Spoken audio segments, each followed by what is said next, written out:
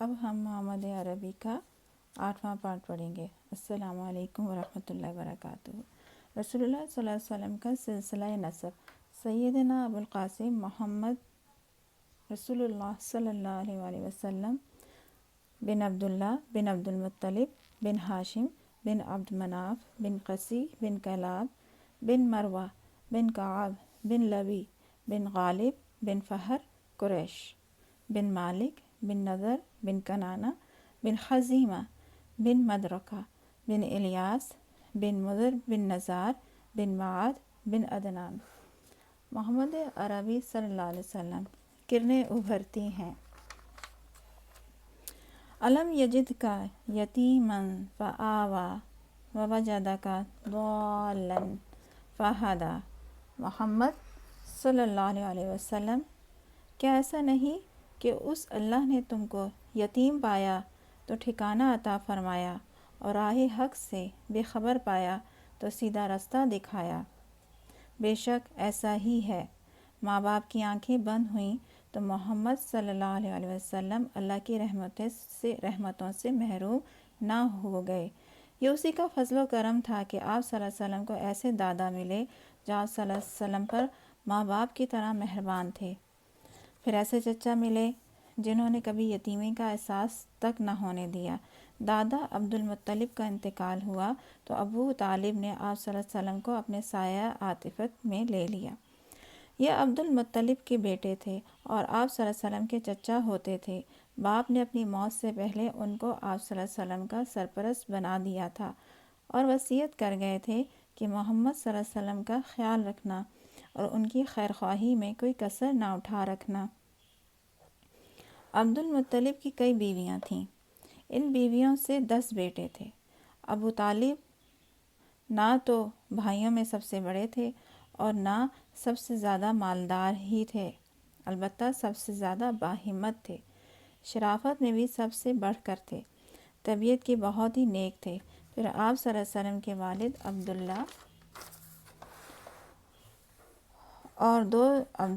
اور وہ 2 سگے بھائی تھے۔ بقیہ بھائی دوسری بیویوں سے تھے، اس لیے کوئی تعجب کی بات نہیں اگر باپ نے یہ ذمہ داری ان پر ڈالی اور انہیں یہ وصیت کر گئے۔ عبد المطلب کی طرح ابو طالب بھی بھتیجے کو مانتے، ہمیشہ اپنے ساتھ رکھتے، سوتے تو ساتھ لے کر سوتے، کہیں جاتے تو ساتھ لے کر جاتے۔ آپ صلی اللہ علیہ وسلم کے آگے نہ ان کو اپنی جان کی فکر ہوتی نہ اپنے بچوں کی۔ ان کو آپ سے اس قدر محبت کیوں تھی؟ آپ صلی اللہ علیہ وسلم دن رات ان کی نگاہوں کے سامنے رہتے۔ وہ دیکھ رہے تھے کہ آپ صلی اللہ علیہ وسلم کے اندر سچائی اور ایمانداری ہے، شرافت اور پاک بازی ہے، بات بات سے ذہانت کا ثبوت ملتا ہے۔ ایک ایک چیز سعادت مندی اور خوش بختی کا پتہ دیتی ہے۔ چچا کی سرپرستی میں 4 سال گزر گئے۔ جسم پروان چڑھتا رہا، عقل کا دائرہ وسیع ہوتا رہا اور فطری صلاحیتیں ابھرتی رہیں۔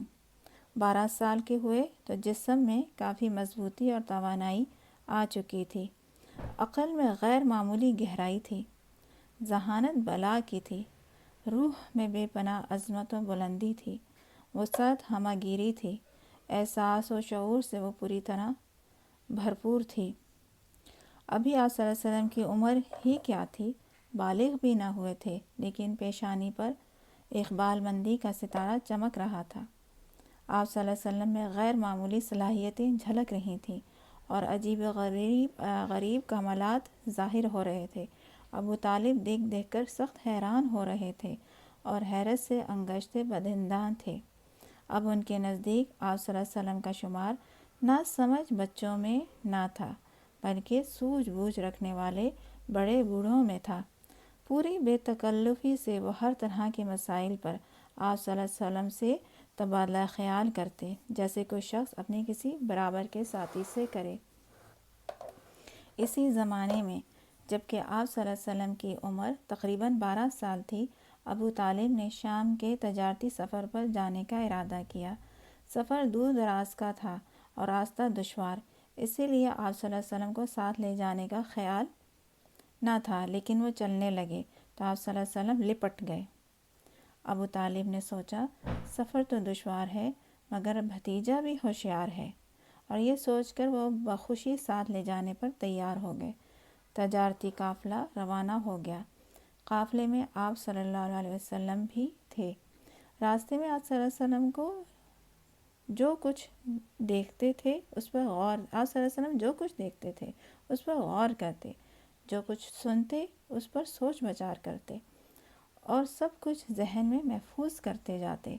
قافلہ مختلف علاقوں سے گزرا، بہت سے شہروں میں ٹھہرا اور بالآخر شام کی سرزمین میں پہنچ گیا اور وہاں کے ایک مشہور شہر بصرہ میں پڑاؤ ڈال دیا۔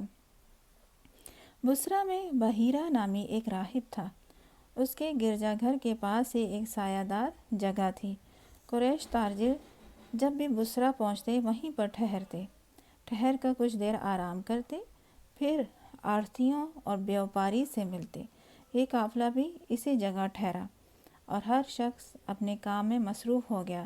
کوئی زیادہ تھکا ہوا تھا تو بیٹھ کر دم لینے لگا، کوئی بھوک سے بیتاب تھا تو دسترخوان پھیلا کر بیٹھ گیا، کوئی اپنا تجارتی سامان ٹھیک کرنے لگا کہ جلد سے جلد اس کو ٹھکانے لگائے، اور ابھی کوئی بات زیادہ دیر نہیں ہوئی تھی۔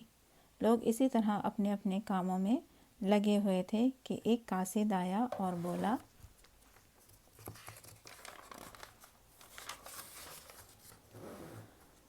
آپ لوگ بحیرہ کے یہاں تشریف لے چلیں، انہوں نے کھانے کا اہتمام فرمایا ہے اور آپ تمام لوگوں کو دعوت دی ہے۔ لوگ حیرت سے ایک دوسرے کا منہ تکنے لگے، نگاہیں گویا ایک دوسرے سے پوچھ رہی تھیں۔ وہ یہاں کئی بار آئے، ٹھہرے اور چلے گئے، لیکن بحیرہ نے کبھی نہیں پوچھا آج ہی وہ کیوں اتنا مہربان ہو گیا۔ بہرحال کرتے کیا، دعوت قبول کر لی اور تمام لوگ قاصد کے رہنمائی میں روانہ ہو گئے۔ ہاں، صرف محمد صلی اللہ علیہ وسلم رہ گئے۔ آپ صلی اللہ علیہ وسلم نہیں گئے، اس لیے کہ ابھی آپ صلی اللہ علیہ وسلم بچہ تھے۔ بحیرہ نے سب کا ہی پرتپاک خیر مقدم کیا، بولا، بھائیوں، میں چاہتا ہوں کہ آج تم سب میرے ساتھ کھانا کھاؤ اور تم میں سے کوئی بھی نہ رہ جائے۔ اہل قافلہ بولے، ہم سب آ گئے ہیں۔ ہاں، ایک چھوٹا لڑکا بھی ساتھ تھا، اس کو وہیں چھوڑ آئے ہیں۔ بحیرہ بولا، نہیں، لڑکا ہے تو کیا ہوا، اس کو بھی بلا لاؤ، وہ بھی یہیں کھانا کھائے گا۔ اس سے ان کی حیرانی اور بڑھ گئی کہ ایک تو خلاف معمول دعوت کی، پھر یہ بھی اصرار کہ کوئی رہ نہ جائے۔ چنانچہ انہوں نے پوچھا، بحیرہ، کیا بات ہے کہ آج آپ نے ہماری دعوت کی ہے؟ اس سے پہلے تو کبھی نہ کرتے تھے۔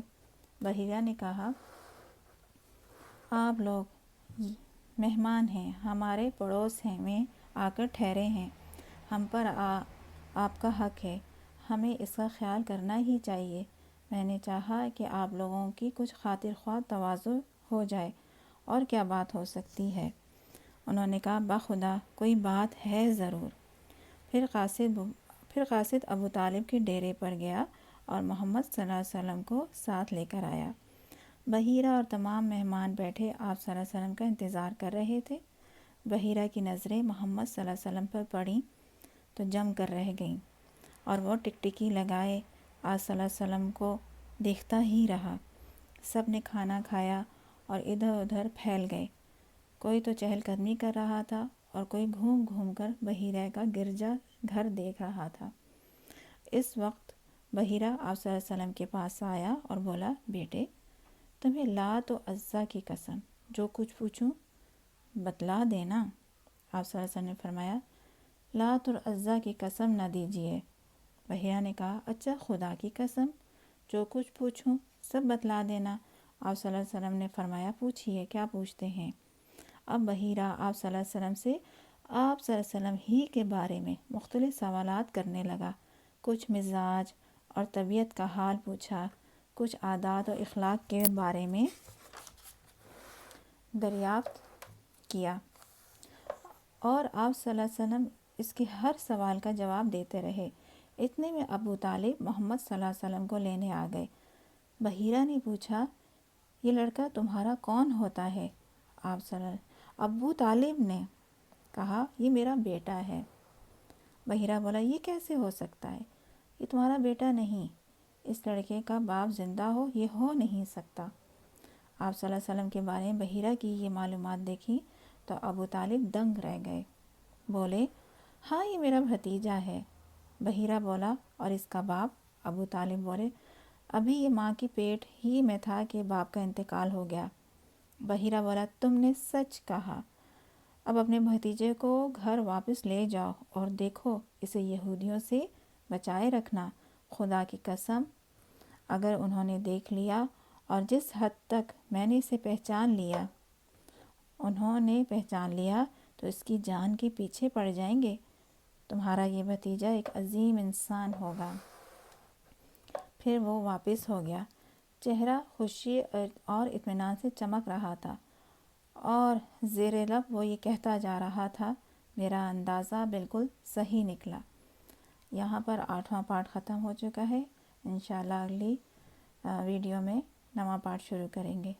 السلام علیکم ورحمۃ اللہ وبرکاتہ۔